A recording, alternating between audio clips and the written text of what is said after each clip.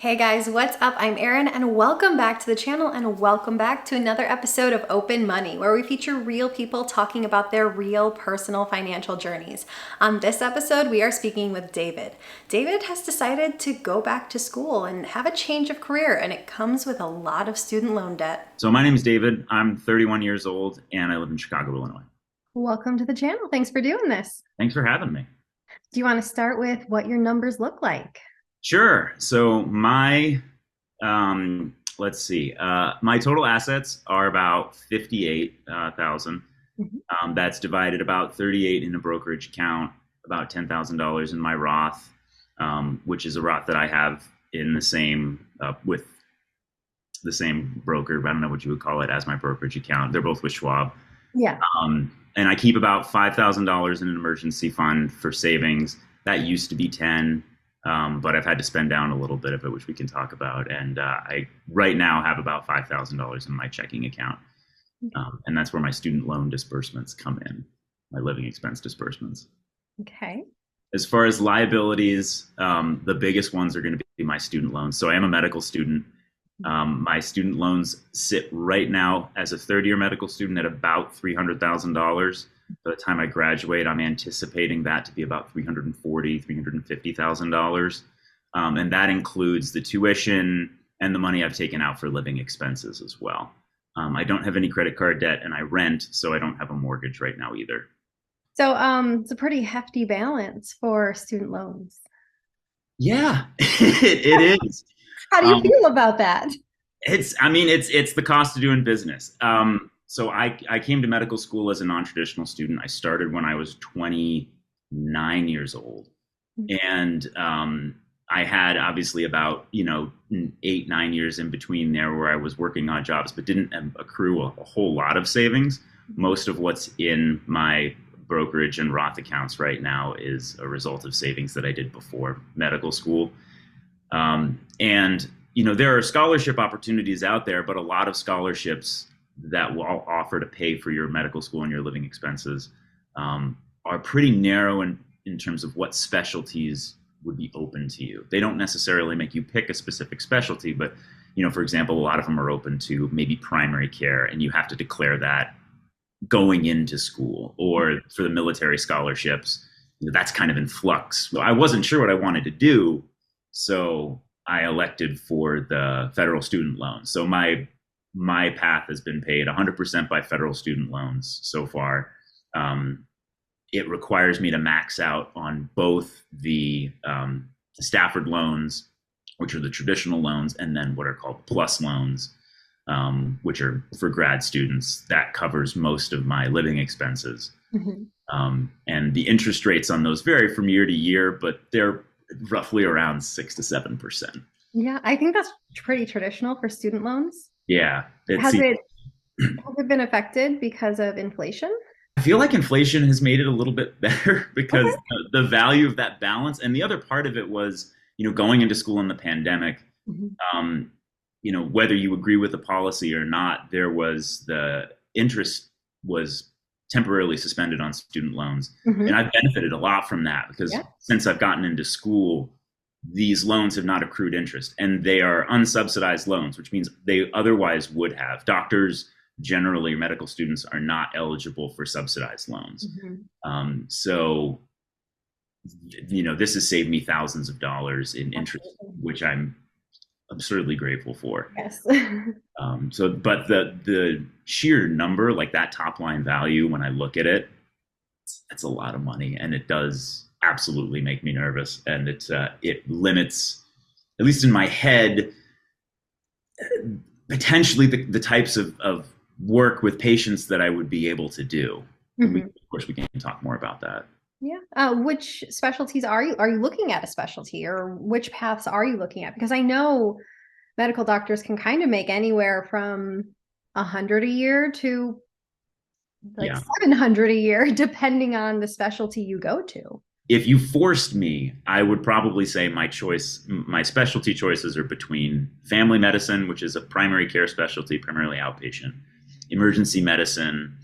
If I had to pick a surgical specialty, and this is still on the table, an area some of my research is in urology, men's health. Um, and potentially anesthesiology. Those are my top four, all very different. I'm kind of weighing the. Wildly different, because going from being PCP to anesthesiologist, interacting with patients a great deal, patients under the whole time. Those things are, they're all very procedural, and they are some of the more team oriented specialties, which is those are the parts that I know I absolutely like. I do like the patient relationship a lot, especially a longitudinal patient relationship is our way of saying getting to know you and continuing to help care for you. Um, however, anesthesiology is one of the few medical specialties that is shift work. You come in and you leave.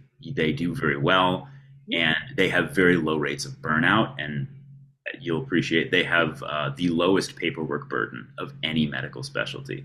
Yeah, they're pretty straightforward. Right. So being a realist, how much of my career do I want to be my life? That's another part of this that I'm weighing. And I think anybody should if you're considering going back to school as a non-traditional student. I'm past the point in my life where working 80 hours a week doing the same thing and having to, not see my friends, not see my family. My folks are getting a little older, significant others, my significant other and all that would be a heavy price to pay. Yeah. So I do really enjoy primary care a lot. However, primary care is universally the lowest paying medical specialty. I'm sitting here with, possibly 350 ballooning to 400 or $500,000 in student loans. It is difficult to consciously go into the lowest compensated medical specialty, no matter how much you like it. Like, is it a good financial decision? And that's kind of where I'm at in my decision. If you were to choose that route, to go the PCP route, how long do you think it would take you to pay off your student loans? Do you think you could, in the same vein, be able to buy a home and progress forward with your life? The second question is more what concerns me. I'm not primary care doctors still earn plenty of money to be comfortable. If you can't be comfortable on a primary care doctor's salary, then I think it's more of a spending problem than it is. Can I ask the salary range? The average in the U.S., I've got it on the screen next to me here, is $260,000 a year. Yeah, that's great. Which is fantastic, right?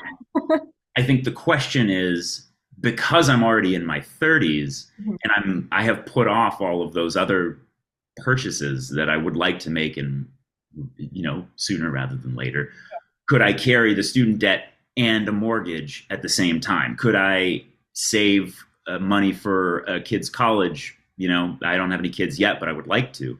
I'd like to buy a house, have a yard with a space enough for a couple of dogs. And the reality of doing that and trying to catch up on my investing is what worries me a little bit, because I would like to retire at a reasonable age. I won't lie, part of the decision to go back to school was also a financial one. I kind of reached the max. It wasn't my primary motivator, but I'd kind of gone as far as I could go, at least at that point in my career. Yeah. So it's a tough consideration. I think the other part of it is there are ways to get money towards repaying that debt a little bit faster. Okay. So like working for the VA, for example, which like I said, I like working with veterans. I like working with service members. The federal government will give you money back towards your student loans. Okay. State programs will give you money back towards your student loans. Yeah. It's just, I just want to make sure that that's what I want to do. What made you decide to go back as a non-traditional student? Because I know 29 is a little bit of a later start. It was a really tough choice. It's not something that I think gets a lot of attention. Career changing. I guess you'd call it career changing. I began my career, I had a traditional undergraduate degree. I went for 4 years immediately after high school. I signed on the dotted line when I was 17 thinking I wanted to be a lawyer. So I went and got a political science degree. I got out close enough to 2008 that there weren't a whole lot of jobs available. So I, did my best and tried to patchwork together where I could. I had thankfully the foresight during my senior year of college to just happened to get certified as a paramedic, training that I ended up getting for free in exchange for some volunteer hours, which was fantastic. That turned out to be one of the most reliable areas of an income, any sort of income. Yeah. So, I would work shift work and then also try to patch together side jobs where I could. A lot of that was like teaching CPR. So, Yeah. you work for like 9 hours, 12 hours, 24 hours, and then get off, sleep where you could, and then go teach a CPR class or two. And that probably cobbled together maybe $50,000 a year. But I was living in the DC area at the time, and cost of living there is so expensive. I wasn't really able to save anything. In fact, I accrued about $12,000 of credit card debt during that time. Did you have student loans as well from undergrad? Just a little bit. I had just over 20,000 of student loans that I was able to slowly chip away at during that time. Did you pay off the credit card debt before going into medical school? Yes, that was one of the more proud moments of my adult life when I took that credit card debt from 12 to 0. I know that scene. I'm rounding there. Yeah. That probably seems, I don't know, maybe silly, but it felt like I was finally getting ahead. But I did feel unfulfilled. And one of the realities of the medical field is, as a paramedic, you're kind of at the bottom of the clinical acumen totem pole. For better or worse, I'm sure there are a lot of folks on your channel who are nurses or physicians, PAs, NPs. Every place that you work differs.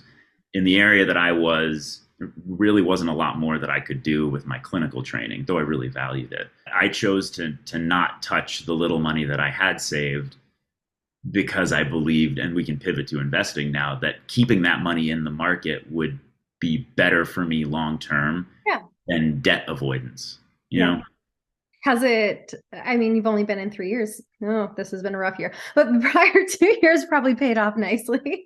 Yeah, the prior 2 years were great. I happened to, and I didn't do this intentionally. I had put together enough money and finally, got my rear in gear enough to buy in. And, prior to that, my dad had been helping me a lot. He's an individual investor guy. He's very involved in this world. So he sent me a bunch of books, gave me a bunch of reading to do. And eventually I sort of picked a bunch of very low fee ETFs. I'm like, all right, I'm just going to try to build something that tracks various indices. And that was just what I went with. So that strategy.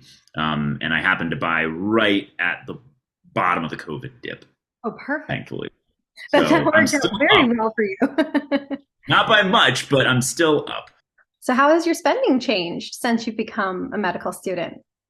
This was probably the hardest thing to get used to, having had a career previously. You're spending at least 60 to 70 hours a week working and studying in your off time and your on time. And, previously when I had a job, I was probably working about 50 hours a week. But when I was at home, my time was my own. That has changed a lot. One of the things that gets talked about among med students, and I think graduate students who are really in a time crunch in general, is buying back as much of your time as possible. So, previously I was able to do things like meal prep or, take public transit because it saves money on commuting costs, or be able to live a little bit further away from work. And commute an extra 20 minutes or half an hour.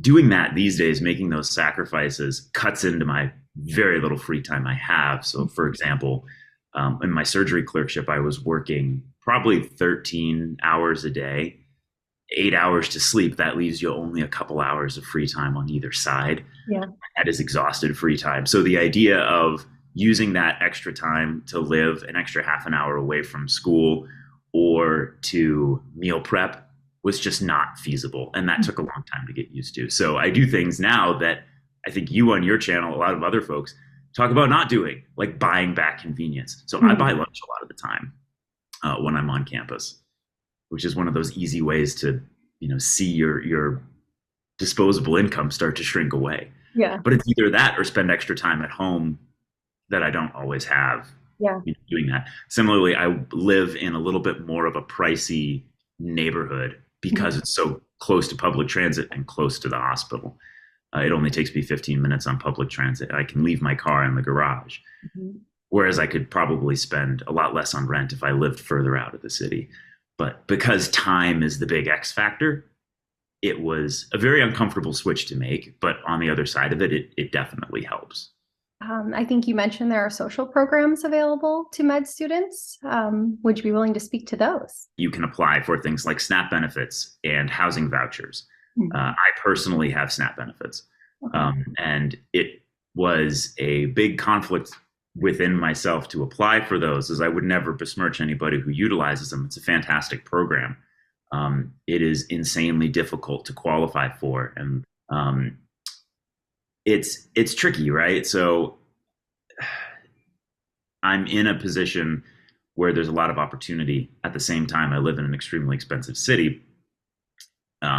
Eventually, me and a lot of my other classmates, when that expanded eligibility came out, elected to go on SNAP benefits, just to be able to have groceries in the house Yeah. and be able to afford to live in the city of Chicago. I mean, we don't have time to go out anyway. It's not like we're using money superfluously. Every little bit of my disbursements for living expenses plus the SNAP benefits gets used just for housing Mhm. and transportation and like the bare fundamentals. But it's hard, you know. Other students elect to get housing vouchers instead and are able to find housing that is less expensive but still relatively close to the hospital. Without those programs, would you be able to afford where you live, or do you know if other students would be able to afford where they are? No, the short answer is no. I would not be able to live as close, which would create a lot more headaches for me. I would have to live further out from the hospital.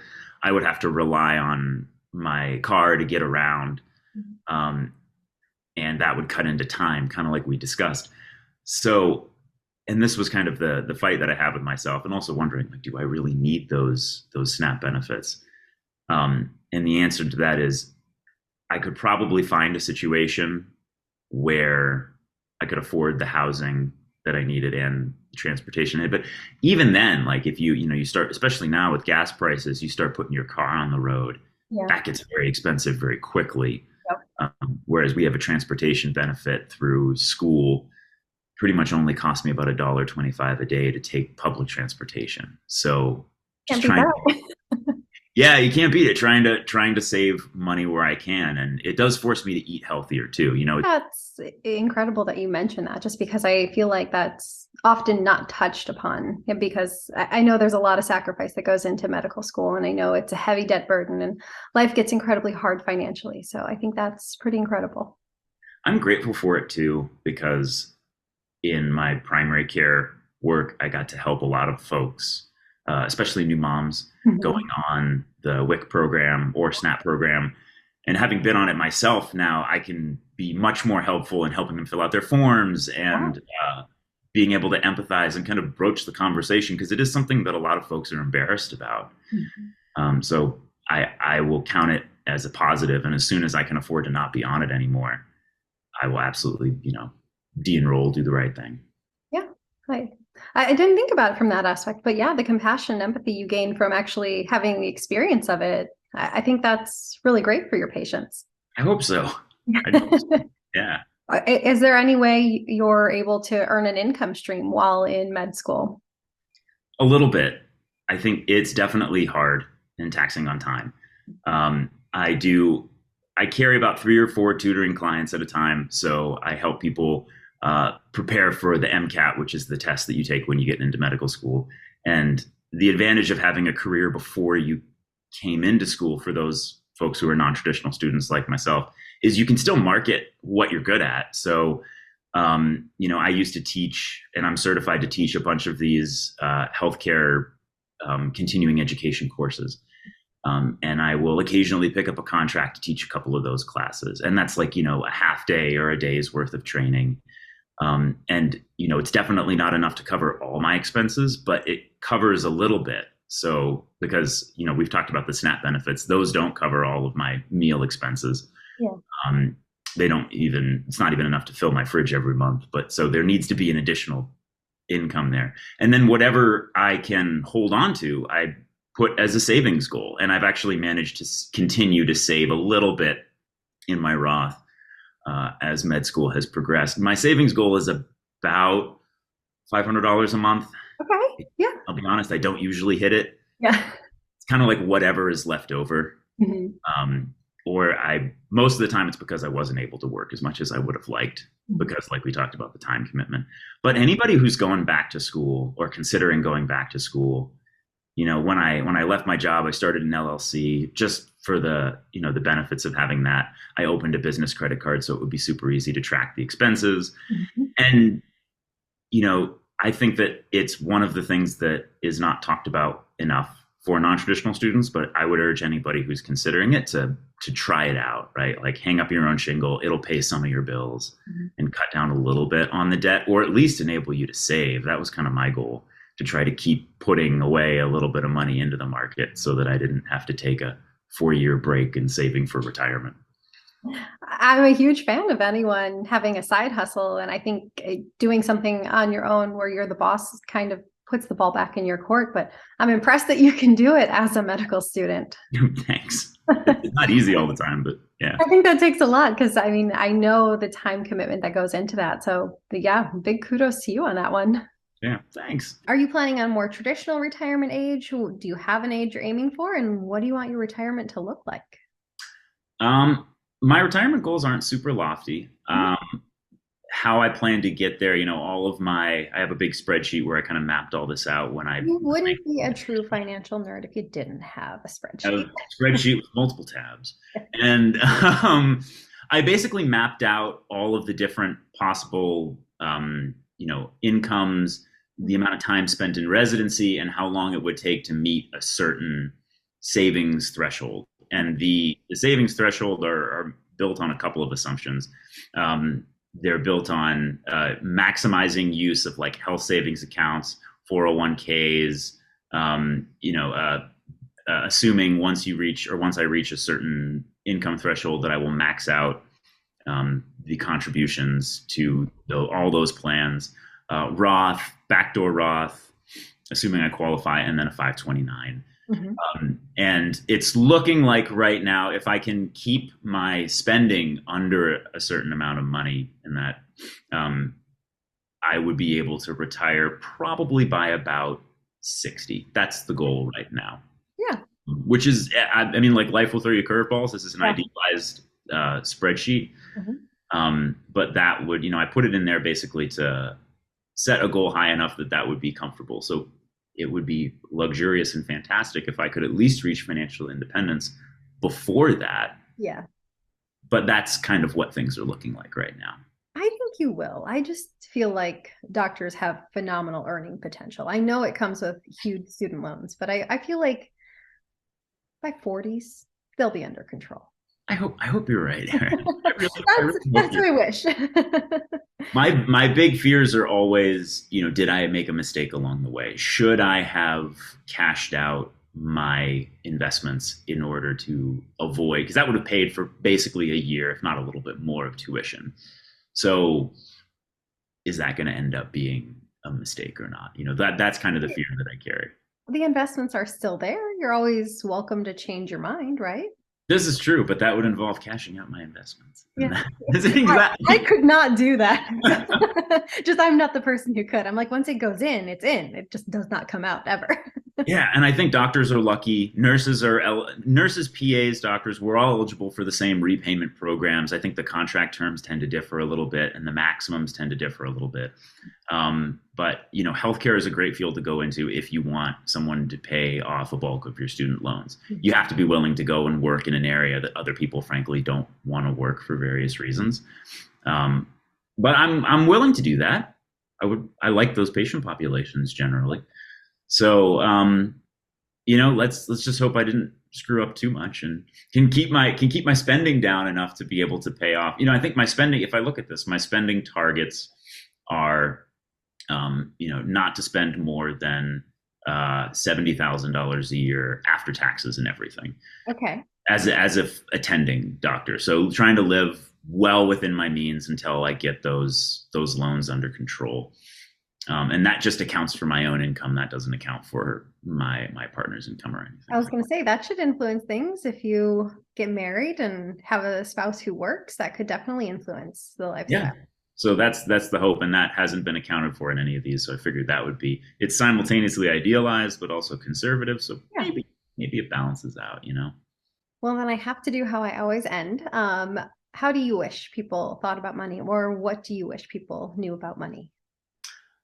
I hope that if you have any viewers who are considering making a change, whether it be, you know, financially or in their career at any point in their life, you know, I have classmates who are in their 40s and 50s. Do it. You know, I mean, obviously do your due diligence. Um, but there, you know, if you pick, especially working in medicine, there will be opportunities to get those loans and that, you know, paid off at least partially, if not completely, if you're willing to be flexible. And the medical field is awesome. I really enjoy it. Yes, it takes up a lot of time. So I hope that if anybody out there is considering doing what I'm doing, view your investments and your loans as a means to an end, and accept that it's going to make you anxious and it's going to suck sometimes, and you're going to look at that balance and want to jump out the window, figuratively. But you know, it's it'll be okay, and you know, we'll get through it. Perfect. Thank you for doing this. Yeah, thanks for having me. Love your channel. You're doing an awesome thing. So You. I think he's going to make a pretty darn good doctor. Would you consider going back to school, going a non-traditional route, taking out student loans later in life? If it meant chasing your passion, let me know your thoughts in a comment down below. Also, if you would like to participate in Open Money, send me an email, erintalksmoney@gmail.com. We can talk about your journey, your perspective, net worth, income, you name it, we can talk about it. I would love to feature you. All you have to do is send me an email. I post new videos every single week. If you got anything at all out of this one, please give it a like. If you're new here, please consider subscribing, or if you know of someone who might get something out of this type of content, please consider sharing. I'll see you soon. Bye.